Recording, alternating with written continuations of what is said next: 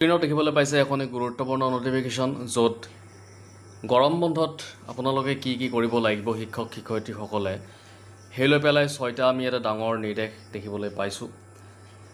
এখন পাৰ্টিকুলাৰ ডিষ্ট্ৰিক্টৰ ক্ষেত্ৰত আহিছে যদিও অন্যবিলাক ডিষ্ট্ৰিক্টৰ ক্ষেত্ৰতো এনেকুৱা ধৰণৰ নটিফিকেশ্যন অহাৰ যথেষ্টখিনি সম্ভাৱনা আছে।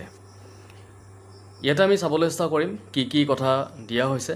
তো প্ৰথমতে চাওক নম্বৰ 1ত ছাত্ৰ ছাত্ৰীসকলক প্ৰতিটো বিষয়ত গ্ৰীষ্মকালীন বন্ধৰ গৃহকৰ্ম দিয়াটো বাধ্যতামূলক। হোম ৱৰ্ক যিটো গৃহকৰ্ম যিহেতু তেওঁলোকে বন্ধ পাব ছাত্ৰ ছাত্ৰীসকলে, তো তেওঁলোকক গৃহকৰ্ম দিয়াটো প্ৰত্যেকজন শিক্ষক শিক্ষয়িত্ৰীৰ বাধ্যতামূলক কাম হ'ব। নম্বৰ 2ত প্ৰতিটো শ্ৰেণীৰ ছাত্ৰ ছাত্ৰীসকলৰ হোৱাটছএপৰ গ্ৰুপ থকাটো নিশ্চিতকৰণ আৰু হোৱাটছএপৰ জৰিয়তে গ্ৰীষ্মকালীন বন্ধৰ সময়ছোৱাত ছাত্ৰ ছাত্ৰীসকলৰ পৰ্যবেক্ষণ কৰিব। তো দেখিবলৈ পাইছে প্ৰত্যেকটো শ্ৰেণীৰ কি থাকিব লাগিব, হোৱাটছএপ গ্ৰুপ থাকিব লাগিব আৰু হোৱাটছএপ গ্ৰুপ থকাৰ পিছত হোৱাটছএপৰ জৰিয়তে তেওঁলোকৰ বন্ধৰ সময়ছোৱাত ছাত্ৰ ছাত্ৰীসকলক পৰ্যবেক্ষণ কৰিব লাগিব। তো নম্বৰ 3ত কৈছে চিত্ৰাংকন যেনে ড্ৰয়িং, সংগীত, সত্ৰীয়া নৃত্য, নাটক, অভিনয়, যোগাসন, ভাস্কৰ্য আৰু হস্তশিল্প আদিৰ ওপৰত হোৱাটছএপৰ জৰিয়তে গ্ৰীষ্মকালীন বন্ধত শিশুসকলৰ বৌদ্ধিক বিকাশৰ বাবে গুৰুত্ব প্ৰদান কৰিব লাগিব। তো হোৱাটছএপৰ জৰিয়তে তেওঁলোকৰ এইখিনি বস্তু চাব লাগিব। নম্বৰ 4ত কৈছে ছাত্ৰ ছাত্ৰীসকলৰ নিজৰ জন্মস্থানৰ ক্ষেত্ৰভিত্তিক অধ্যয়ন কৰি তাৰ ওপৰত এটা বিস্তৃত বিৱৰণ প্ৰস্তুত কৰিব। তো দেখিবলৈ পাইছে যে তেওঁলোকে নিজৰ জন্মস্থানখনৰ ক্ষেত্ৰভিত্তিক অধ্যয়ন তেওঁলোকে কৰিব লাগিব আৰু কৰি পেলাই তাৰ এটা বিস্তৃত বিৱৰণ প্ৰস্তুত কৰি পেলাই জমা দিব লাগিব।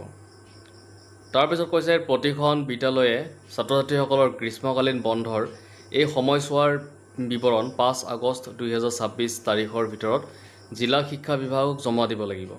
তো দেখিবলৈ পাইছে 5 আগষ্ট লাষ্ট তাৰিখ, ইমানৰ ভিতৰত তেওঁলোকে দিব লাগিব জমা।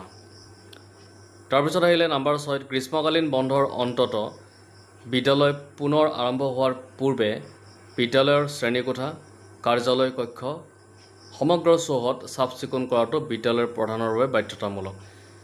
গ্ৰীষ্ম বন্ধ যেতিয়া শেষ হ'ব, শেষ হোৱাৰ পিছত যাতে তাত পৰিষ্কাৰ পৰিচ্ছন্নতা হৈ থাকে, চাফ চিকুণ হৈ থাকে, সেইটো বিদ্যালয়ৰ যিখিনি প্ৰধান থাকিব তেওঁলোকে চাব লাগিব। এই নটিফিকেশ্যন আহিছিলে আপোনাৰ বৰপেটা জিলাৰ ফালৰ পৰা 25/6/2026 তাৰিখত এখন নটিফিকেশ্যন প্ৰকাশিত কৰা হৈছে।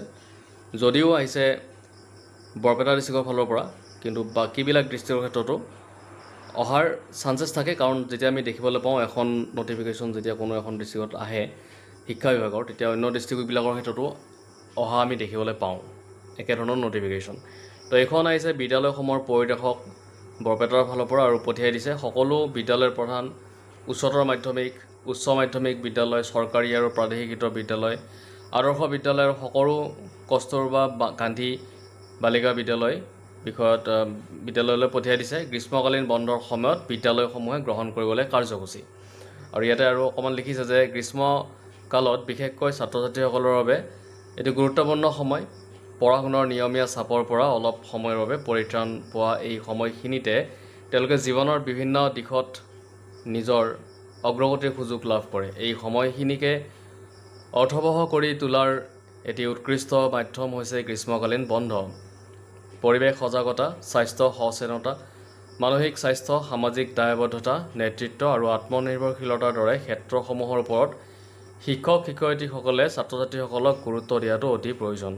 গতিকে সকলো বিদ্যালয়ে গ্ৰীষ্মকালীন বন্ধৰ সময়ছোৱাত পালন কৰিবলগীয়া বিষয়সমূহ। তো দেখিবলৈ পালে আমি গোটেইখিনি কথা ইয়াতে চালোঁ, যি কথা লিখা হৈছিলে। আৰু যদি ভিডিঅ'টো ভাল লাগিছে লাইক, শ্বেয়াৰ আৰু এটা ছাবস্ক্ৰাইব কৰি দিব।